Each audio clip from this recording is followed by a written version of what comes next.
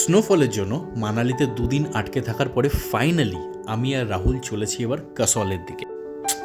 Just hot air বালুনগুলো miss হয়ে গেল, কিন্তু কাসলের ভাইবটাই আলাদা ছিল। দ্যাট ওয়াজ জাস্ট অসম। তার সাথে কিছু ক্যাফে এক্সপ্লোর করেছি, সাথে ডিফারেন্ট ফুড, ইভেন কলা ভাজাও খেয়েছি, অ্যান্ড তার সাথে এরম একটা সিনিক ভিউ। এইবার আমরা চলেছি চালালের দিকে। কি উদ্দেশ্য চলুন দেখা যাক। হেই হোয়াটসঅ্যাপ ইউটিউব, আমি সুব্রত আর আপনারা দেখছেন বিয়ন্ড মাইলস্টোনস। আজকে রয়েছি কাসলে অ্যান্ড ওইখান থেকে একটা ছোট্ট ডাইভারশন নিচ্ছি। আমরা একটা ট্রেক করতে যাচ্ছি, যদিও খুব বেশি ডিস্টেন্স নয়, ম্যাক্সিমাম 2 কিলোমিটারের মতো হবে। জায়গাটার নাম হচ্ছে চালাল, অ্যান্ড সেখানে যেমন একটা স্পেশাল পারপাসও আছে, জানি না থাম্বনেল দেখে আপনারা বুঝে গেছেন কি না, সেটা পরে বলছি। আপাতত আমরা এই ব্রিজটাকে ক্রস করে যাব, অ্যান্ড তার নিচ থেকে চলে গেছে পার্বতী রিভার। অসাধারণ সুন্দর লাগছে। তো চলুন এগোই, কারণ রাহুল অনেকটা এগিয়ে দাঁড়িয়ে রয়েছে।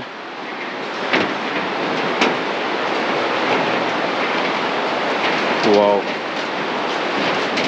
এই গাড়িটা জাস্ট ব্রিজের উপর দিয়ে আসছিল, মানে গাড়ি আসলে একটা মানুষের সাইড দিয়ে পাস করার কোনো উপায় নেই, তাই আবার পুরো ফিরে যেতে হলো। আবার যাচ্ছি। এই জায়গাটা অসাম লাগছে নিচ থেকে নদীটা। ট্রেকের রাস্তাটা এই দিক দিয়ে গেছে, তার মানে নদীটা প্যারালালি চলবে, বাট দুর্ধর্ষ লাগছে। স্পেশালি ওইখানে স্নো ক্যাপ মাউন্টেন, তার সাথে এই নদীটা। প্রায় 3:30 বাজে। অ্যাকচুয়ালি একটা রেস্টুরেন্টে বসে আমরা খাচ্ছিলাম, আমি আর রাহুল। তো সেখানে সার্ভ করতে এত ডিলে করলো, আমাদের পুরো প্ল্যানটা প্রায় 1 ঘন্টার মতো পিছিয়ে গেল। এবার একটু তাড়াতাড়ি হেঁটে ব্যাপারটাই কভার করতে হবে। রাহুল, রাস্তাটা দারুণ কিন্তু। ও, পাশ থেকে নদীটা গেছে পুরো। এটা পার্বতীর বাড়ি তো? যাক, কনফার্ম করে নিলাম। জানি, তাও কনফার্ম করে নিতে তো অসুবিধা নেই।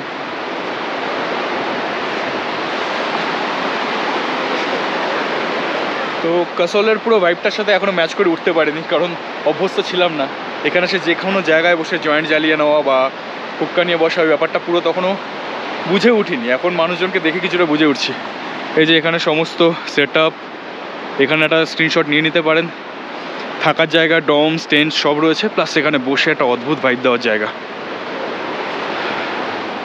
দারুণ জায়গাটা। পাশে এই নদীটা থাকার জন্য গ্ল্যামারটা আরও বেড়ে গেছে। যাই হোক, পারপাস লুকাবো না। তো চালাল যাওয়ার দুটো রিজন। ফার্স্ট অফ অল জায়গাটাকে অবভিয়াসলি এক্সপ্লোর করা, অ্যান্ড সেকেন্ড রিজন হচ্ছে ওইখানটায় যাচ্ছি ম্যাজিক ব্রাউনি খুঁজতে। শুনেছি চালালে খুব ভালো পাওয়া যায় magic brownie, nothing else but hash brownie. দেখা যাক এক্সপিরিয়েন্সটা কী হয়।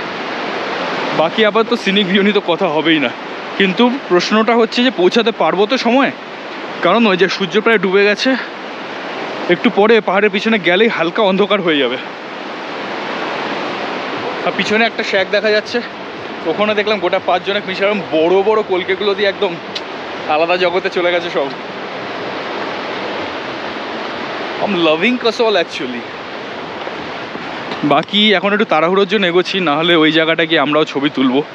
কাল অবধি তো আছি কাসলে, তারপরে অন্য জায়গায় যাব, তো যথেষ্ট সময় আছে। আজকে আপাতত সানসেট হওয়ার আগে জায়গাটাকে কভার করতে হবে। লাস্ট টাইম যে ফ্লাডটা হয়েছিল সেটার এফেক্ট কিন্তু এখনও খুব স্পষ্ট। এই যে এখান থেকে এজগুলো ভাঙা, রাস্তায় হাফ এখান থেকে ভেঙে চলে গেছে। মানে নদীটা যে কি ভয়ানক রূপ নিয়েছিল, এই জায়গাগুলো দেখলে বোঝা যাচ্ছে। পুরো ভাঙা এদিকটা। তো আমার কাছে একটা বড় প্রশ্ন রয়েছে, মানে প্লিজ ডোন্ট মাইন্ড, বাট এই দিল্লি আর হিমাচলের লোকেরা মানে যখন এরকম অফবিট কোনো জায়গায় যায় এক্সপ্লোর করতে, ট্রলি নিয়ে যায় কেন? এরকম একটা রাস্তা, আর সামনে দেখছি ওই লোকগুলো যে যাচ্ছে সব এক একটা ট্রলি নিয়ে যাচ্ছে। ওই যে স্ট্রাগল করছে, টানতে পারছে না, অবভিয়াস না। মানে কে এরম ট্রেলে ট্রলি নিয়ে যায়? I don't know. Lasith Malinga is on the way and Tendulkar is batting. And there goes, oh, on the leg stump. Tendulkar got hit, but well played. ফিরে পাচ্ছি নিজেকে আস্তে আস্তে। The psycho version is coming back. একটা bakery আছে, এখানে একটা bakery আছে।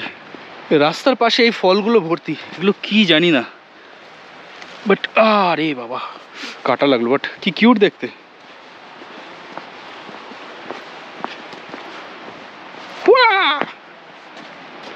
এটা একটা জুসের কাউন্টার, বাট দেখাই সামনে গিয়ে। এই যে সব যে এখন এই অ্যাডই পাওয়া যাবে, স্পেশাল ব্রাউনি।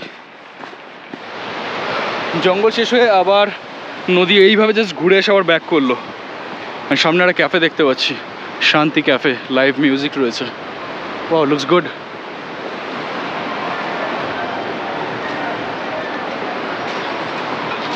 অ্যাকচুয়ালি এখানে হ্যাং আউট করার জন্য ডিফারেন্ট কোনো রেস বা অ্যাথনিসিটি লাগে না, তাই জন্য সে ব্যাপারটাকে ওরা আরও বেশি করে রিপ্রেজেন্ট করে। স্পেশালি ফ্ল্যাগসগুলো দেখলে বোঝা যাবে প্রত্যেকটা কান্ট্রির মধ্যে ফ্ল্যাগস আছে। আর এখান থেকে যাওয়ার পথে আরেকটা জিনিস অ্যাট্রাক্ট করলো, ওই সামনে ট্রান্সপারেন্ট ডোমসগুলো বানানো থাকার জন্য, এটাকে বলতে জিওডেসিক ডোমস বলে। অ্যান্ড এখানটা দেখিয়ে দিচ্ছি, স্ক্রিনশট নিলে নাম্বার পেয়ে যাবেন। চলো এগোই। ওয়াও, হ্যাঁ এদিকে রাস্তাগুলো মোটামুটি ভাঙা ভাঙা,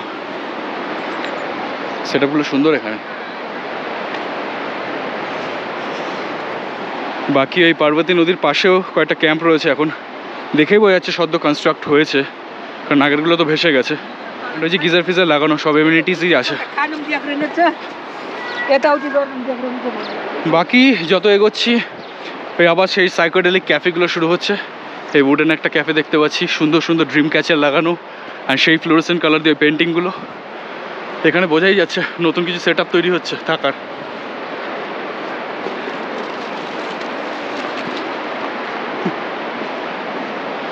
দুটো বাচ্চা দেখলাম ম্যাগির প্যাকেট থেকে জাস্ট মশলাটাকে মিশিয়ে গুড়ি গুড়ি করে ওগুলো খেতে খেতে যাচ্ছে। এখানে আগে নাম্বারটা দেখিয়ে দিই, এইবার এগিয়ে দেখাচ্ছি। সেট আপটা বেশ ভালো লাগছে।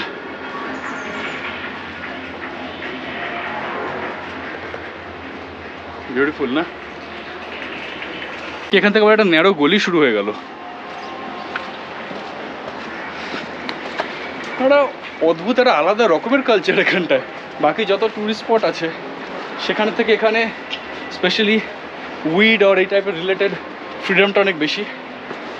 পুচকু ভাল্লুক, হাই, পাতাল্লো না বাবা, হাঁপিয়ে গেছে। একদম ন্যারো গলিগুলো, এমন না যে ছোটো ছোটো শুধু হোমস্টের মতো, এখানে বড় বড় হোটেলও রয়েছে। কী নাম, গ্র্যাভিটি। ডিফারেন্ট ডিফারেন্ট অ্যাডভেঞ্চার রাইডসের ব্যবস্থা। স্ক্রিনশট নিলে হয়ে যাবে আশা করি। যখন এই জিওডেসিক ডোমটা শুরু হলো ওইখান থেকে কিন্তু চালাল স্টার্ট হয়ে গেছে। বাকি আমরা এগিয়ে অনেকটা চলে এসেছি, প্রত্যেকটা জায়গায় আপনাদের দেখালাম, মানে থাকার জায়গা, ন্যারো গলিগুলো। আর একটু এগোচ্ছি, জানি না এন্ড কী আছে, মানে এন্ড না দেখে ঠিক ইয়ে হচ্ছে না, কি বলে, মানে এন্ডটা না দেখে ঠিক মন ভরছে না। আর এখানে একটা ব্রিজ রয়েছে।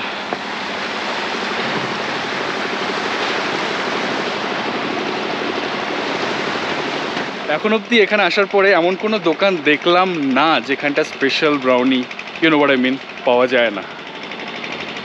এই জায়গাটার নাম হচ্ছে Shiva garden cafe and homestay.